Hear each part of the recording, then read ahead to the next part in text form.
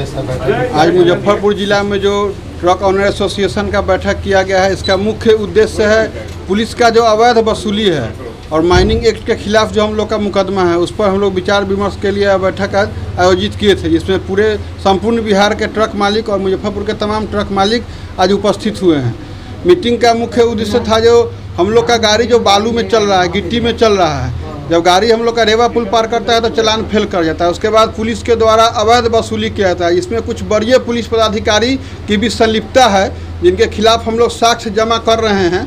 समय आने पर हम लोग उनके खिलाफ भी आप लोग को नाम लेकर बताएंगे। इसमें 2 बड़े पुलिस पदाधिकारी जो डीएसपी स्तर के पदाधिकारी हैं, उनकी भूमिका संदिग्ध है और वो लोग खुलेआम पैसा लेकर और थाना एंट्री करवाकर ओवरलोड गाड़ी चलाते हैं और हम लोग अंडरलोड गाड़ी चलाते हैं। तो हम लोग का चालान फेल होने के कारण माइनिंग का फाइन भय दिखाकर हम लोग से अवैध उगाही किया जाता है। नहीं देने पर हम लोग का गाड़ी थाना पर लगा के माइनिंग को बुला के 2.5 लाख का 3 लाख का फाइन हम लोग के गाड़ी पे करवाया जाता है। यही आज हम लोग के मीटिंग अवैध वसूली की बात कर रहे हैं। अवैध वसूली का किस आधार पर आप आरोप लगा रहे हैं कि अवैध वसूली होती है? अवैध अभी होता अवैध वसूली, इसका साक्ष्य हम आप लोग को देंगे। अभी रात भर जो गाड़ी सब चलती है, जैसे पोखरारा टोल आपका है, आपने बहुत सही प्रश्न किया है। पोखरारा टोल है, उससे अगर हमारे जिला के डीएम साहब डाटा निकालें कि कितनी गाड़ियाँ ओवरलोड चलती है जिसका टोल ओवरलोड कटा है, जिन गाड़ियों का टोल ओवरलोड कटा है। जब सरैया थाना, जैतपुर थाना का गाड़ी परमानेंट टोल पर लगा रहता है, उसके बाद करजा थाना, सदर थाना, कांटी थाना, अहियापुर थाना, क्या इतना थाना को गाड़ी ओवरलोड गाड़ी पार कैसे कर जाता है? अगर पदाधिकारी इसमें सम्मिलित है क्या? अब अभी हम समय आने पर इसका जवाब देंगे कि सम्मिलित है। अगर सम्मिलित नहीं है तो फिर गाड़ियाँ ओवरलोड इतनी चल कैसे रही है रोड पे?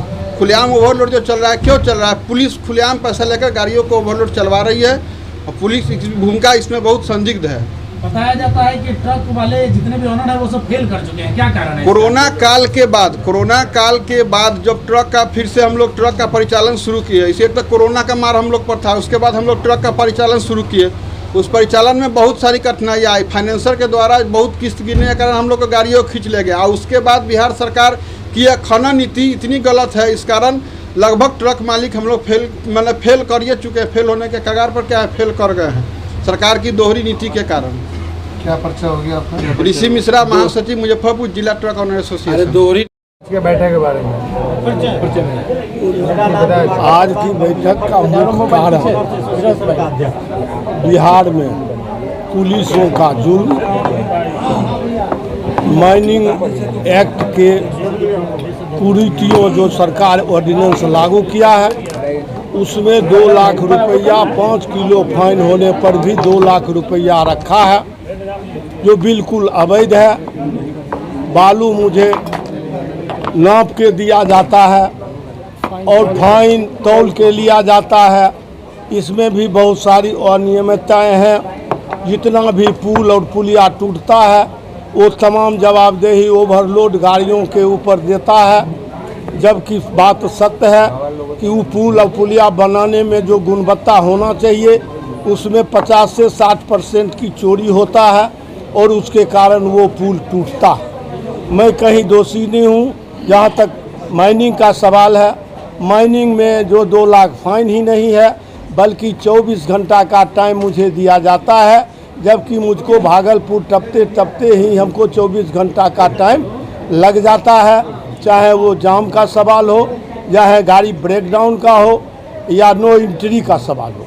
इसलिए मैं तमाम समस्याओं पर आज विचार के लिए मुजफ्फरपुर में बिहार ट्रक ओनर एसोसिएशन की एक आवश्यक बैठक हुई है और हम लोग निर्णय लिए हैं इन तमाम सवालों पर मुस्तैदी से बिहार सरकार के यहाँ जाएंगे, डेलीगेशन मीट करेंगे, चाहे वो माइनिंग के मंत्री महोदय हों, पदाधिकारी हों, इन लोगों से मिलेंगे। अगर हमारी समस्या का समाधान निकाला गया तो निकाला गया, अन्यथा हम लोग आंदोलन का रूपरेखा तैयार कर रहे हैं। हम लोग बिहार का चक्का बंद करेंगे, बिहार में एक ऐसा आंदोलन करेंगे जो इतिहास में ऐसा आंदोलन कभी नहीं हुआ है। यही मेरा मीटिंग का पर्पस है, उद्देश्य। मेरा नाम राम नारायण सिंह, संरक्षक, बिहार प्रदेश ट्रक ओनर एसोसिएशन।